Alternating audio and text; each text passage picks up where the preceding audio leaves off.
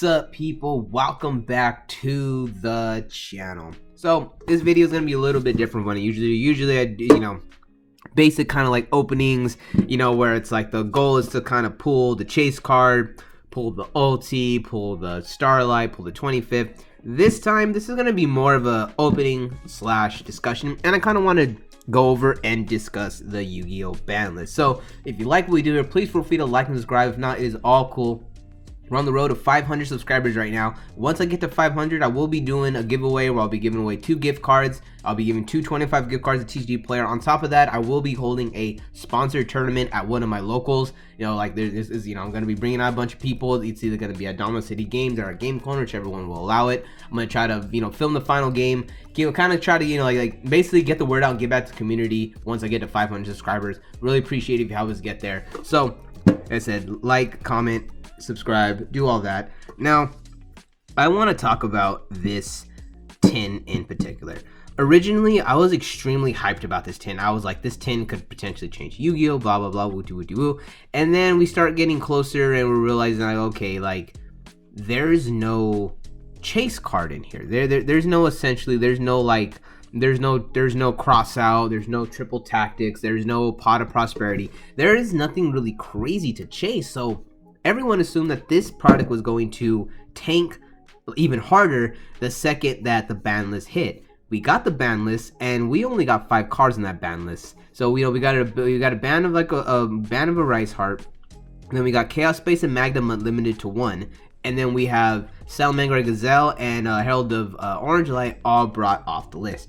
To be honest, that was out of left field to me. I was not on the camp of, oh, Konami just needs a small list. This format is fine. I did believe this format was fine, but I did not think that Konami was going to miss an opportunity to kind of reset the meta and make their money. But it looks like this tin was potentially saved by the ban list. Now, it is true that just one ban list wouldn't have killed every single card in the set. But the ban list was supposed to take down Runic, curve the power of Sprite. It was even if Flandreese, some people are saying she got a hit. There's a lot of other cards that had nothing to do with the tin that didn't get hit. Like, some people want to bury her hit, a lot of people want to eradicate her hit.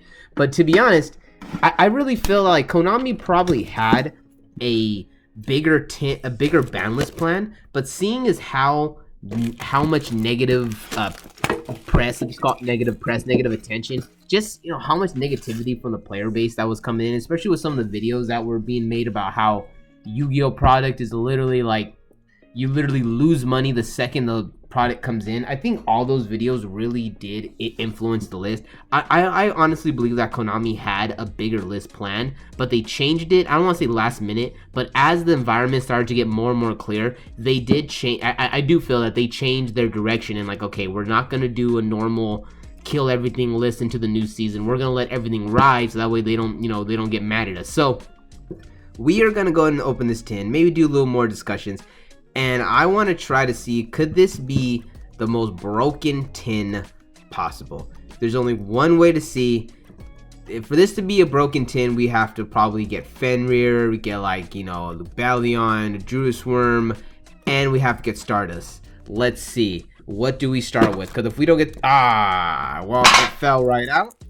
And it was Exodia, the Forbidden One. Not the worst one. This is actually a pretty good one. But to be honest, the Stardust is going. I think last time I checked, it was in the $15 range. So let's go ahead and get into this. Let's see if this could be the best Mega Tin.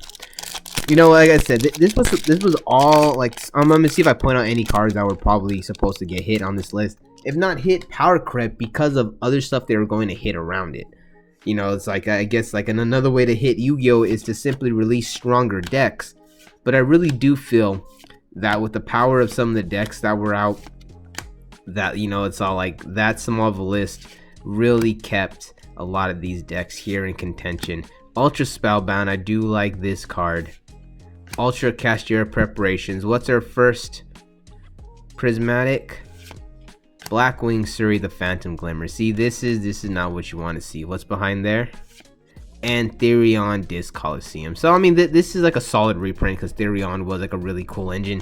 But like I said, it it isn't like Therion is running every single deck. It isn't even like the decks that use Therion always want that as an option. Like there are a lot, you know, like I know if you're playing Rika, that's like, you know, you kind of, it's like a auto throw-in with, you know, Therion, but there's a lot of other decks that just run Therion engines, and they're just kind of just, if it's there, it's there. If it's not, it is not. Okay, let's see what we get. Reverse Jar is a rare. Yamatako Orochi. Amazon War Chief.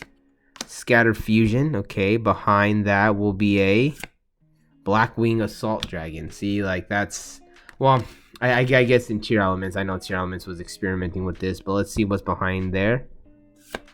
Muckraker from the Underworld. Okay, this is actually a pretty good reprint. This is not on the god tier level of reprints, but this reprint was like very good, especially going into the new format with Unchained being like, you know, an extremely powerful deck. Having that reprint is awesome. Okay, so the last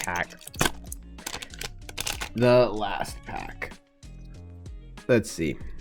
Will there be anything good in there? Like I said, because of the ban list, we do have an uptick with the price of both Judas Worm and Cashier Fenrir. A lot of people thought that Fenrir was gonna get hit on the list. Me being, you know, I was one of those people. I really thought Fenrir was gonna go to 1.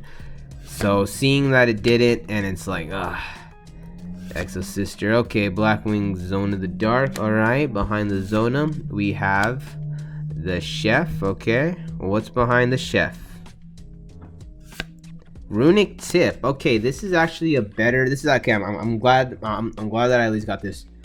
To be honest, this is another card that honestly should have been on that list. I really do feel like Runic Tip was on the list, even though technically, if you bring Runic Fountain to 1, that kind of takes care of, you know, does the same thing. I really did feel that Runic Tip was on its way to going to 1, especially because of how you use it with a whole bunch of different engines. Glad that I have one in my collection now, because I sold, you know, most of my Runic core. And the card behind it will be a Dinomorphia Rexgerm. Not what you want to see. Dinomorphia, not happy. I actually took a very, very, very bad loss. On Saturday at my locals, round 1 to Dinomorphia, which really was just like, actually the guy's my homie Cole. My homie Cole, he went out and actually went all the way to the end with Dinomorphia, ended up losing to Unchained in the last round, so he almost took it undefeated, but at the same time, to be honest, he caught so many people off guard that day. Good shit, homie. But yeah, unfortunately, I still hate the deck. So that's gonna be it for the video. There's a couple, like I said, if it wasn't for the ban list, to be honest, like you know, like this is just not, like I said, if it really wasn't for the ban list, no one would honestly care. Like if the ban list would have came through and did what it was supposed to do, the only good card here would be the Muckraker. The Muckraker would be like the only really like good card because it'd be using Unchained. But this should have been hit on the list. And I wish I would have pulled some a couple more examples like this. This would have been a Gorilla, would have been cool. But there's just like a lot of examples from this tin to where it was going towards the bottom and then it got saved by the list. If you agree with me, please leave your comments down below. If you think what we pulled, you know, if we pulled some good cards, pulled some bad cards, let me know down below. That's it for the video. Peace out. I'll catch you in the next one.